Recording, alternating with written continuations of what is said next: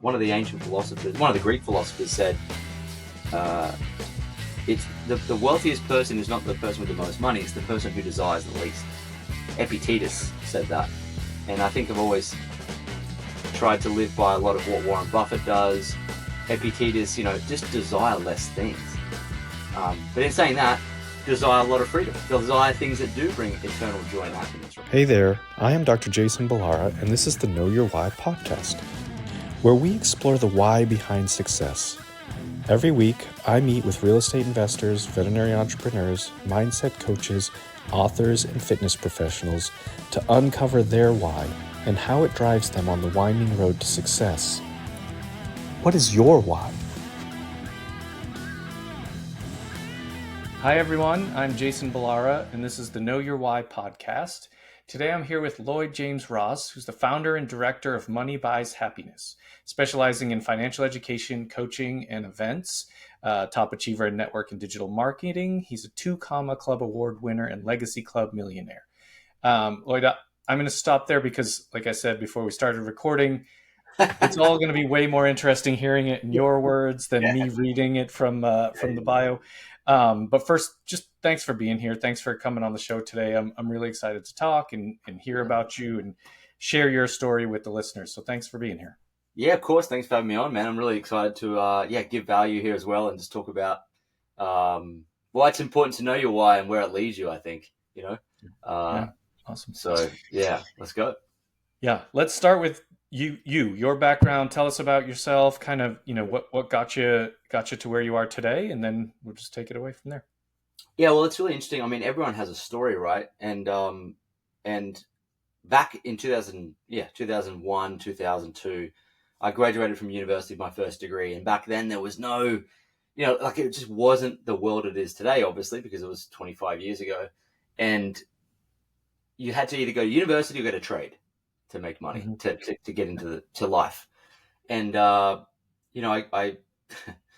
I did some real estate, and then I went back to university, became a lawyer, and then kind of came into the market in the global financial crisis. And I was kind of unemployed for a bit because I was trying to get into banking. Worst time ever to get into banking was 2008. Yeah, in Sydney. So I was like, what am I going to do? So I went over, I actually got a job in the Middle East on projects, on the 6th largest project in the world. It was actually helping to develop the Formula One circuit in Abu Dhabi, and I didn't know where Abu Dhabi was. I was like, where the heck is that? But it sounds like that's where I need to be because there's no jobs anywhere else.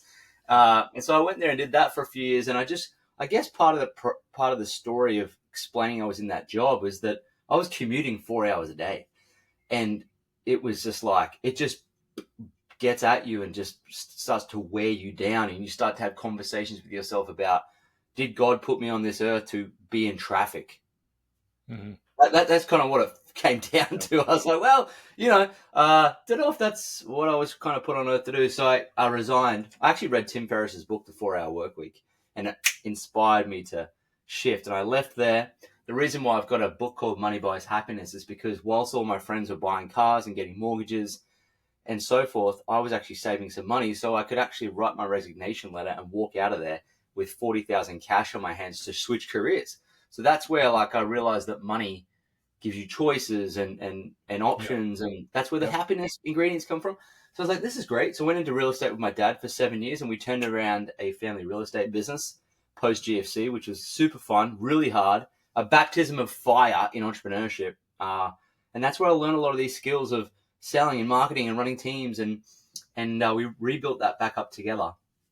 Got into network marketing accidentally through my sister, scaled that to multiple 6 figures, and then left the property industry. And then I was effectively, after investing into shares and other things, I was at 35, I was effectively free. I was free of 9 to 5. I was free of, the traditional working life with my wife. And I thought I'd, kind of achieved all that. And then a buddy of mine, I was training once for a boxing fight, and a buddy of mine said, hey man, how come you've only got one business? I was like, well, I don't want to be busy. Because the notion or the paradigm was if I did more stuff, I was more busy. He said, well, Tony Robbins has 70. I was like, all right, well, maybe I can do more here.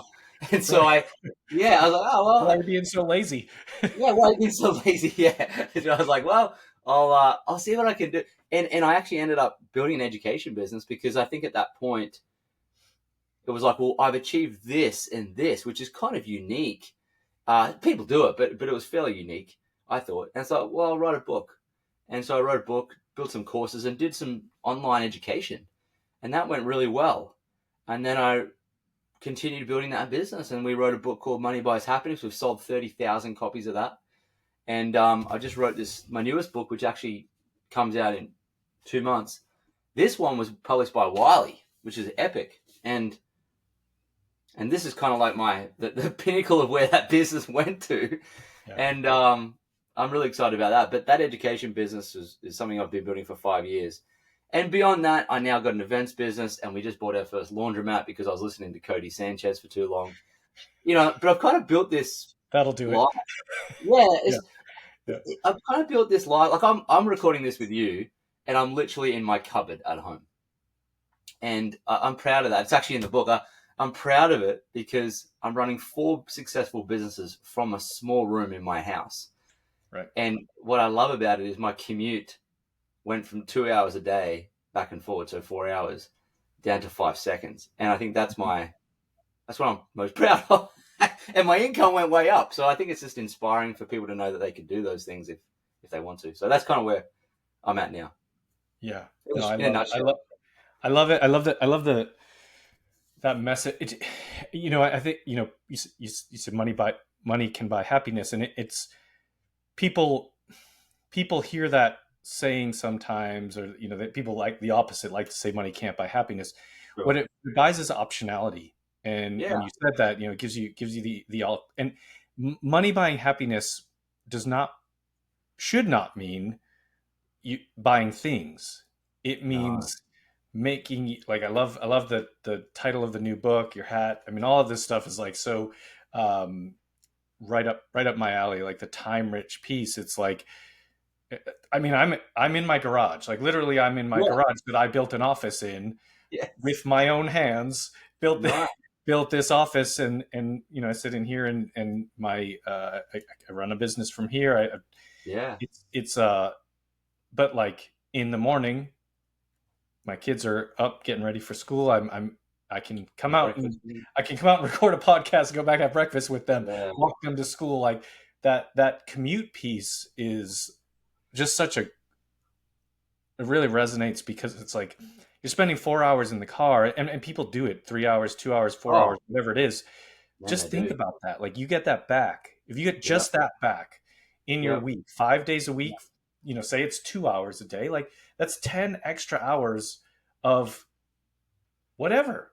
If you don't have a family, you do whatever you want. But the point is, like, it's that optionality and the time richness to steal your hat. But it's just a leading piece that I think gets overlooked a lot. So very cool that you're just spreading that message and letting people see that you did that. Yeah, I think people want to do it. They're frightened. They're frightened. They're frightened of what society will think of them.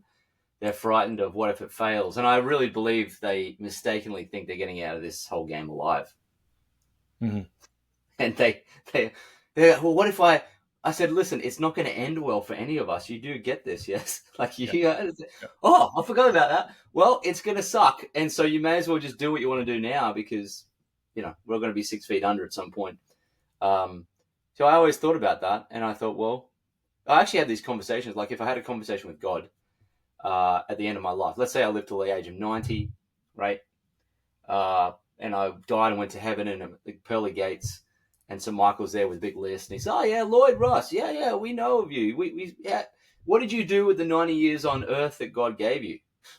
And I thought to myself, what am I supposed to say? Sat in the car for 4 hours a day? It's like, you idiot! I gave you this incredible experience of life, and you did what? Yeah. And I used to think that that's the conversation I'm going to be having. Like, am I proud of that conversation? And that was it for me. I was like, nah, I got to get out of this. But, having that, just making the decision to get out of that and craft something else is one thing.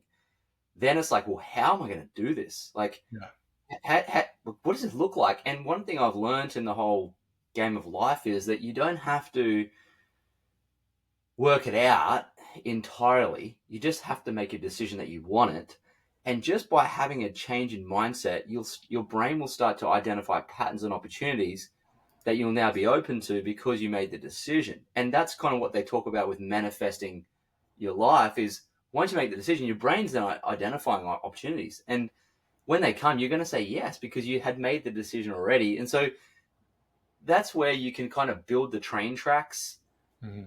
while the train's moving. And I think that you have to accept that that's what it's like to build a life of your own design. It's imperfect, but you're building it piece by piece by piece. It's not perfectly arranged. Yeah, so good. The you mentioned before that you were, your friends were buying the cars and all of that stuff, and it's so there's the mindset has to shift. There's going to be some sacrifice along the way.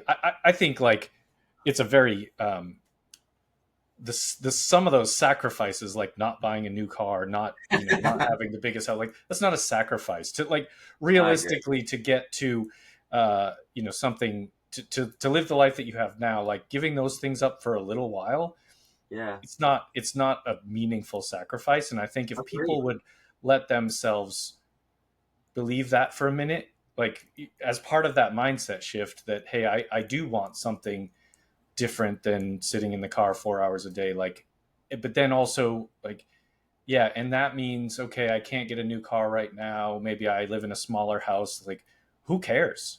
Yeah. Because the decisions you make now, even as you said, imperfect decisions, but decisions nonetheless, will impact you exponentially in the long term. And it's just like it gets lost. And I mean, believe me, I haven't done it perfect either, but it's like now that once you realize it and you're like, I need to make those steps, you're like, I wish I started this 10 years ago or whatever the case may be. So it's don't regret. I found it. I 100% agree with you because you think to yourself, what do you sacrifice? And people have there's certain people. Warren Buffett talks about this a fair bit. There's people with an inner scorecard and an outer scorecard, Mm-hmm. and a lot of people live their life run by an outer scorecard of what do people think of me. That's where they secure their validation, which is totally fine. But then on the like I'm an internal scorecard guy, so I'm like, well, what do I think of me in terms of what drives my internal happiness? And as a man, our highest value or our highest, masculine energy, if you want to talk about that, is freedom. That's why if you're in a relationship and women are telling you what to do all the time, you're taking away your freedom. That's why relationships fall away because men aren't free and women aren't safe. And so if you're not in those high energy or high values for your gender, then you're going to be not living a nice life. So for me personally, I was like, well, freedom is my highest value, and not cars and all that sort of stuff. They give a notion of social status and external validation by peers, and you look a certain way for certain people for certain reasons. That's still okay for people to want that, but I saw it as fleeting. It was kind of like, when you have, same thing as when you have, I don't know, high sugar. Like you get a sugar hit for a bit, and then it falls away. It's like you have 3 coffees, it feels good for about an hour, and then it sucks. So I think buying cars and the houses and all that external stuff, the material stuff, is a bit of a sugar hit, and it's a dopamine rush, and I think people can get very addicted to dopamine rushes. What I wanted was a very long release of dopamine, and the way I got that was like, am I the most free I can be to be me and have fun and enjoy life? And I think I don't feel like I sacrifice that. I think most people sacrifice that wrongly. Right. Yeah. And that's where the wheels fall off your life, I think. No, I completely agree. I mean, I think everybody thinks about those things, and it's often maybe hard to resist that temptation, and maybe because it's those external factors, like the external judgment that you worry about. But it's like, I mean, so I live in Los Angeles, small houses, unless you're like a bazillionaire. It's just small, like not a lot of space. And also we bought our house 7 years ago. we have a low interest rate. We have we Wow. have equity in the house, like a lot of good things. But that was because I bought a house that needed to be completely renovated and all of this. At the time, we didn't have kids. Now we have kids. It Mm. feels like a smaller house now because we have kids in the house. But also the alternative to that, to look better, and Yeah. go out and buy a bigger house, right? Like Yeah. Yeah. for I don't know exactly what reason, but suppose we were like, oh, we should have a bigger house now. It's Mm. gonna my mortgage payment will probably double or triple, which means I'll have to go to work more and be away from the kids that I wanted to have more Makes space in the house. Like makes when you no start to sense. think through it, doesn't make any sense. No, it's like, yeah, what's the space costing you really? Right. And it's so bizarre, isn't it? It's like, oh, so my kids get an extra room so they can have, but then they don't see me. Like, what the Yeah. heck? Like, what do the kids want? Room, or you want to see their dad? It's just a Yeah. weird thing. Like, but it's so good that you weigh it up like that because that's true. But no, most people don't. They're Yeah. just so anxious to keep up with, their brand or what people think of them that they don't think of those things. I mean, that's just. I mean, I remember back as a kid when my dad went through. Well, my family went through some real challenging financial times, and we were 4 kids in a 3-bedroom, small little place, and we had a great time. Yeah. I just can't recall ever worrying about, oh, why don't I have?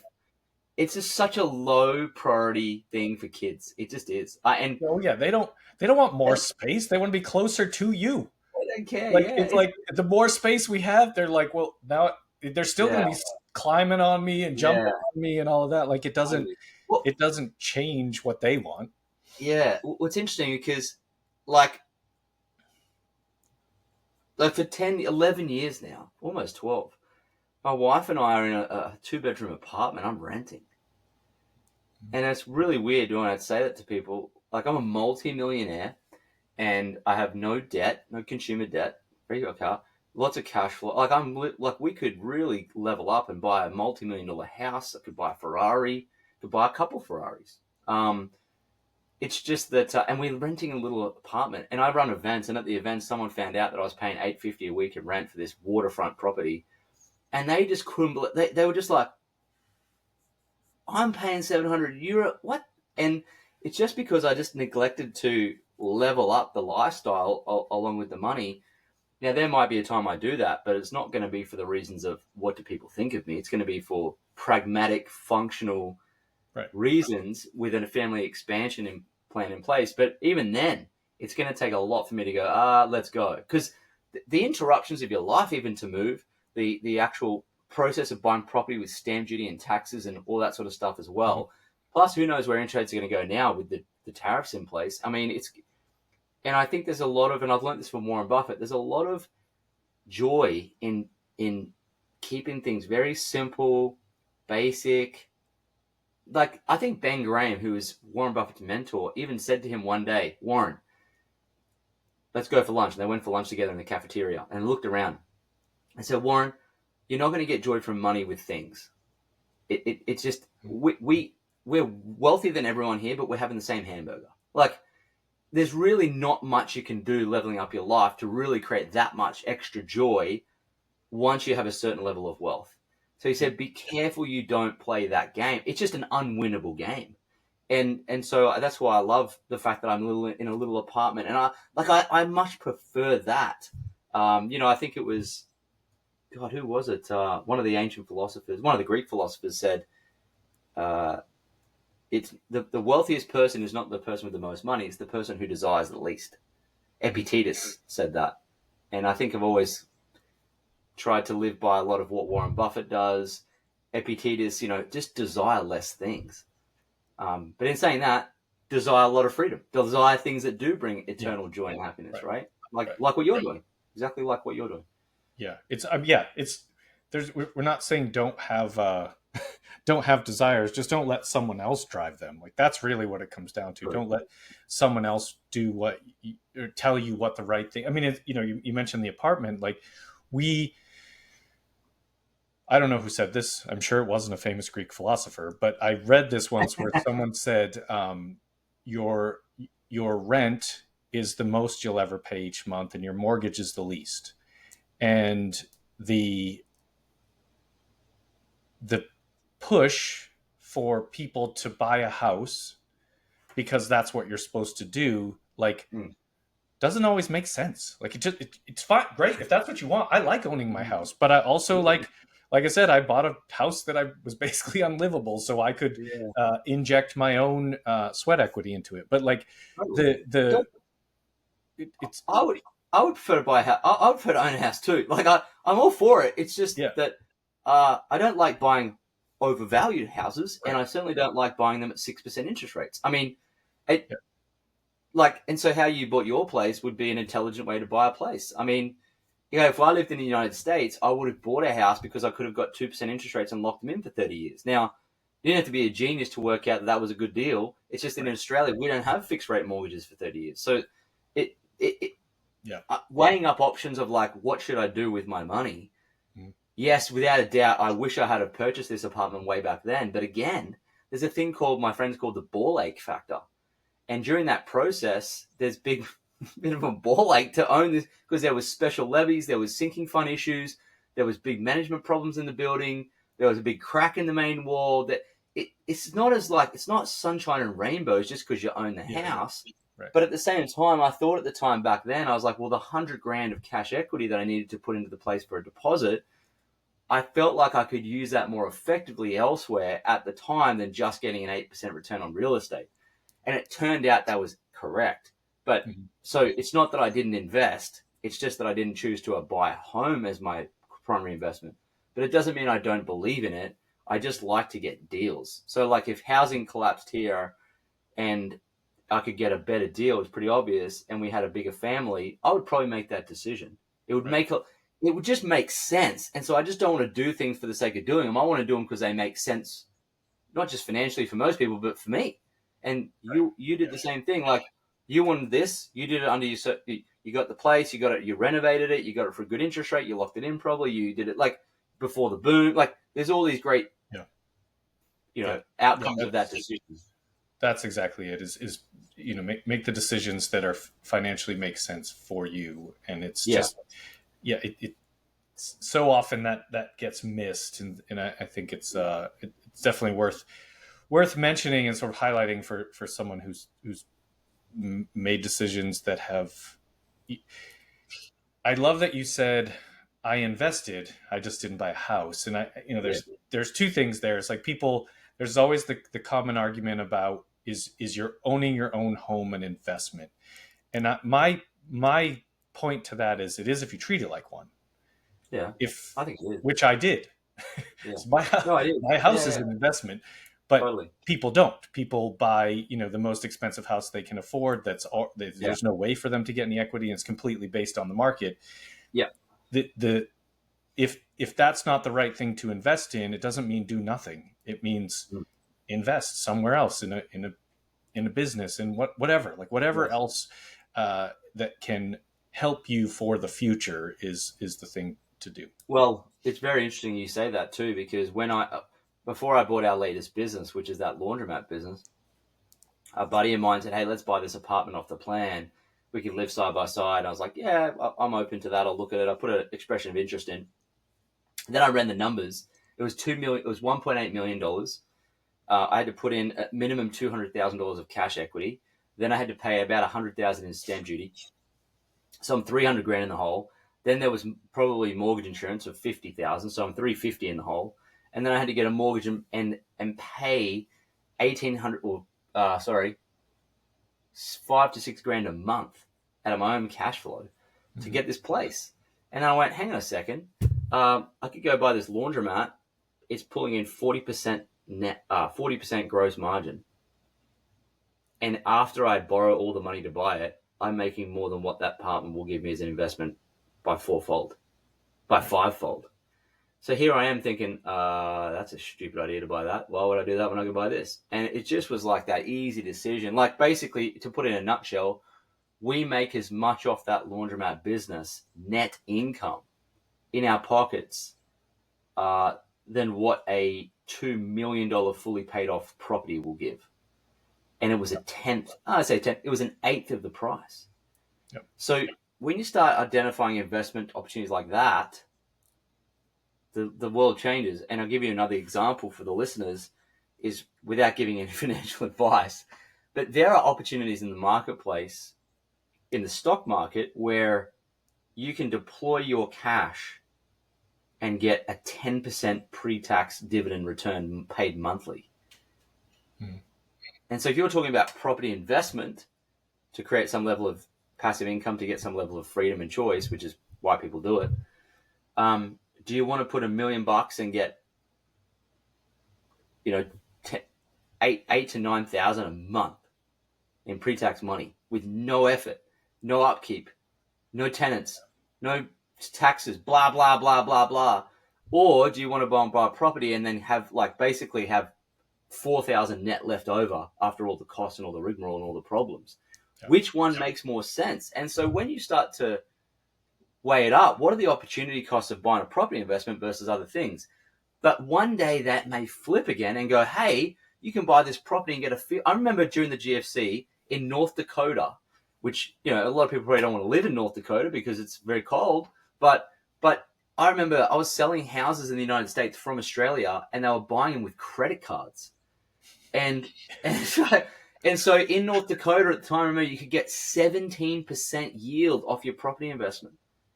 Mm-hmm. Now that interests me, and I'm like, hey, I'll turn into a property flipping investor. My whole identity, like, I'm a property guy, because it just makes so much sense to allocate capital to those types of deals. But that's not the market we've been in lately, so it makes no sense to me. And I guess it's about deploying your capital into the highest and best use in the most safe way at the time. And for a long while, say 3 or 4 or 5 years, there's been no good places. In fact, the only place that's been good, in my experience, has been China. And if you talk to someone in the West about China, they think it's people live in huts there. And it's actually the most advanced, probably now, the most advanced civilization on Earth, outside maybe Singapore. And even the States are like, shivers, we've been sleeping on this. And I put my money in China. Now, what's interesting about that is I looked at the market this morning.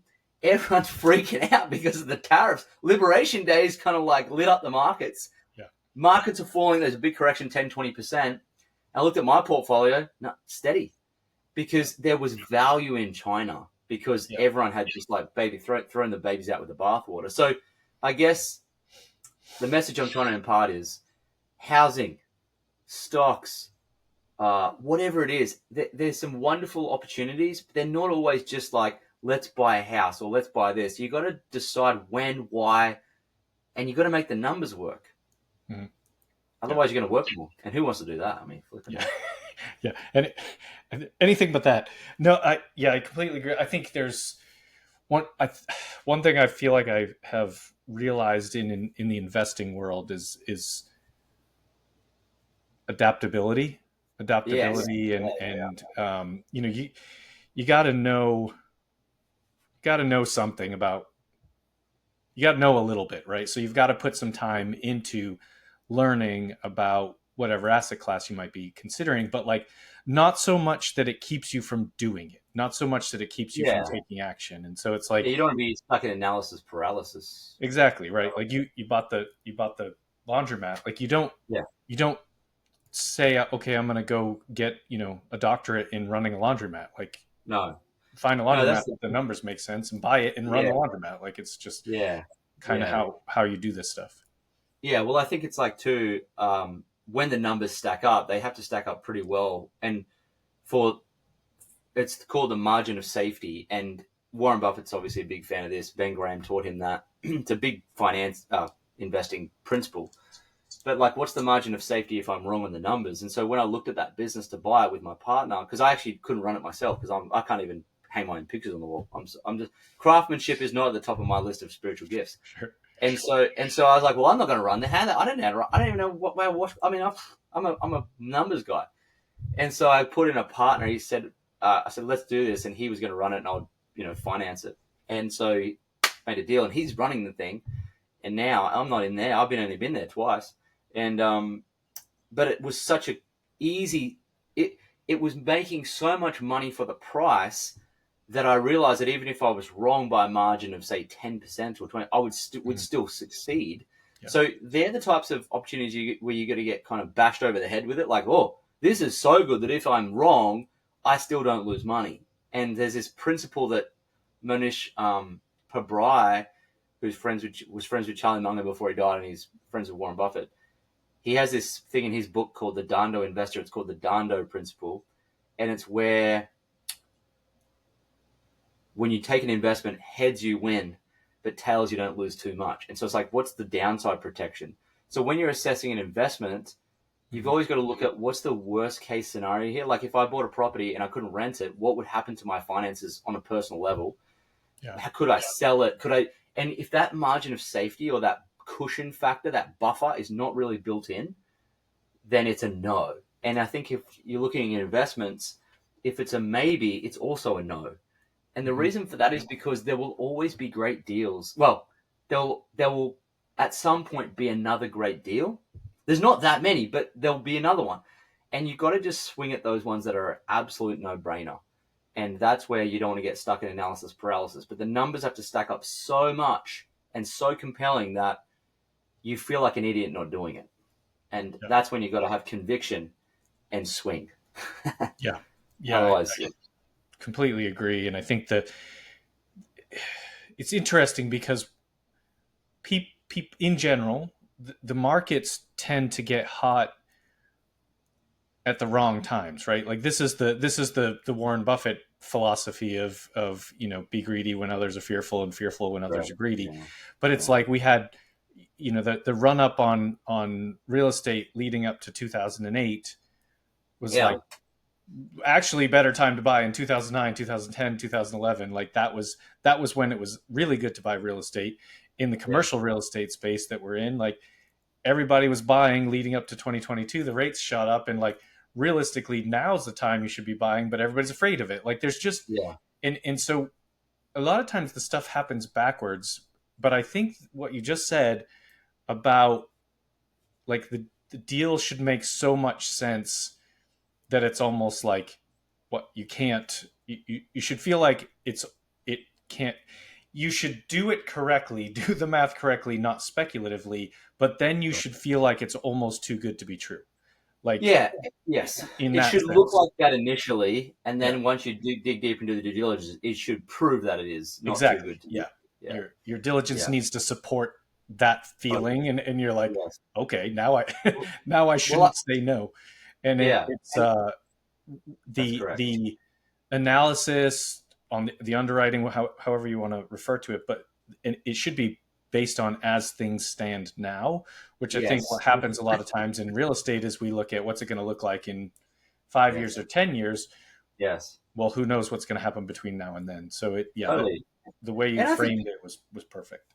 Well, I think also people are they're led by their emotions in their investing. And so one thing in real estate would be this FOMO, this fear of missing out of like, well, if I don't get a house now, I'm going to be locked out of the housing market. And they can kind of foresee their life unfold before their very eyes. And that frightens them. They're like, I'm going to be on the streets. I'm not going to be out with my peers. I'm going to live in the basement. And so they paint all these, and then they freak out and they sell their body to get a house. Like it's like they're literally selling kidneys to get houses because they're painting all this fear in front of their eyeballs that hasn't actually transpired. But also because they haven't really looked at anything else and they're led by what everyone else does, they haven't decided that actually maybe a small business is actually not a bad place for my money, or maybe stocks is a good place if I just spend some time reading some books and learning.